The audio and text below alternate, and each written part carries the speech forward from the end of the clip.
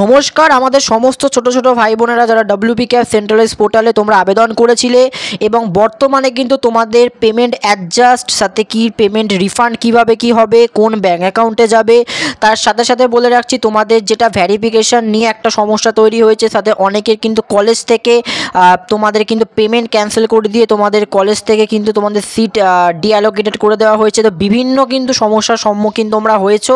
এবার প্রত্যেকটা সমস্যার সমাধানের কথা কিন্তু আমি ভিডিওর মাধ্যম দিয়ে বলার চেষ্টাও করেছি। তো বর্তমানে তোমাদের এই সমস্ত সমস্যাগুলো নিয়ে আমি ডব্লিউবি ক্যাব সেন্ট্রালাইজ পোর্টালের যে হেল্পলাইন নাম্বার আছে সেখানে আমি ফোন করেছিলাম এবং তাদের সাথে বিস্তারিত আলোচনা করেছি এবং তারা আমাকে কি বলেছে তার আমি একটা রেকর্ড করেছি, সেটা তোমরা সবাই ভালো করে শুনে নাও একবার।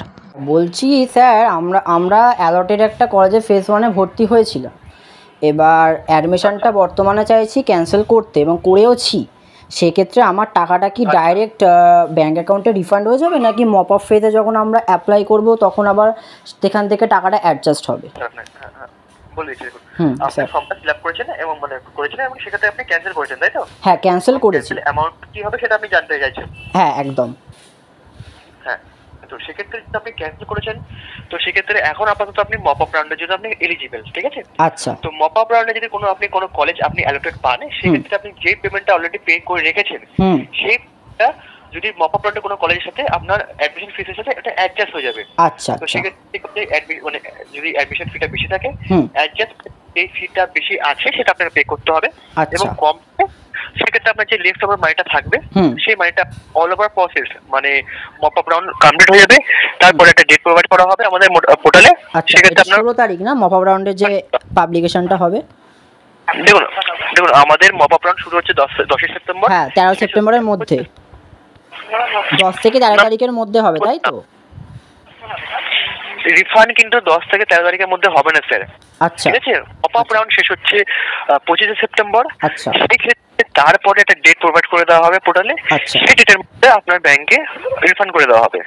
আচ্ছা স্যার, আমি বুঝতে পারলাম আপনার কথাটা। মানে আপনি বললেন যে আমি যেহেতু অ্যাডমিশন সে ক্যান্সেল করেছে সেই টাকাটা আলাদা করে এখন রিফান্ড যাবে না, সে যদি মপ আপ রাউন্ডে আলাদা করে আবেদন করে তখন যদি সেখানে অ্যাডমিশন যদি সে নিতে চায় সেখান থেকে টাকাটা প্লাস মাইনাস করে অ্যাডজাস্ট হবে, তাই তো? একদম। আচ্ছা স্যার, আর একটা প্রশ্ন ছিল, যদি একটু ক্লিয়ার করে দেন খুব ভালো হয় স্যার। একটু একটা কথা বলছি। হ্যাঁ, বলছি যে মানে যারা আপগ্রেডেশন অপশান ইয়েস করেছে, ঠিক আছে, তাদের তো স্যার আগে তো কলেজে তাদেরকে অ্যাডমিশন কনফার্ম বা অ্যাডমিটেড তো থাকতে হবে, তবেই না তারা আপগ্রেডেশন রাউন্ডের জন্য এলিজিবল হবে, তাই তো? কিন্তু স্যার অনেক আমার একটা বন্ধুরই সে বলছে যে আমার কলেজ থেকে ডাইরেক্ট টাকা দিয়েছে বাট ভ্যারিফিকেশন করেনি 28 তারিখের মধ্যে। তো ওর টাকাটা কি হয়েছে, অ্যাকচুয়ালি টাকা যেহেতু ভ্যারিফিকেশন করেনি বা টাকা দিয়ে দিয়েছে, এবার ও বলছে অ্যাডমিশনটা নাকি অটোমেটিক ক্যান্সেল হয়ে গেছে, বাট অনেকের আবার হয়নি। এটা কি পুরোপুরি কলেজ ভিত্তিক হচ্ছে? দেখুন, যেহেতু একটা ডেট প্রোভাইড করে দেওয়া হয়েছিল যে 28 তারিখের মধ্যে আপনাকে ভেরিফিকেশন করতে হবে, সেই ডেটের মধ্যে যদি আপনার ভেরিফিকেশন না করেন তো সেক্ষেত্রে ওখানে অপশন লেখা চলে আসবে যে ক্যান্সেল বাই কলেজ, ঠিক আছে? অ্যাডমিশন ক্যান্সেল বাই কলেজ, ঠিক আছে? আচ্ছা আচ্ছা। সেক্ষেত্রে আপনি ফার্স্ট ফেজে প্রথম ফেজে কোনো রকম ভাবে আপনি ভর্তি হতে পারবেন না। আচ্ছা আচ্ছা, মানে আপগ্রেডেশন রাউন্ডও যেতে পারবো না ক্যান্সেল হয়ে গেলে? না। আচ্ছা, ঠিক আছে, ক্যান্সেল হয়ে গেলে সেক্ষেত্রে তারা আবার মপ আপ রাউন্ডের জন্য তারা এলিজিবল থাকবেন, কারণ না তারা কোনো রকম ভাবে পায়নি, কলেজে ভর্তি হতে পায়নি। আচ্ছা, ঠিক আছে, জন্য এলিজিবল থাকবে। আচ্ছা, মানে অ্যাকচুয়ালি ব্যাপারটা তাহলে বললেন যে শুধু টাকা পেমেন্ট করলেই হবে না, তাদেরকে ভেরিফিকেশনটাও কনফার্ম করতে হবে।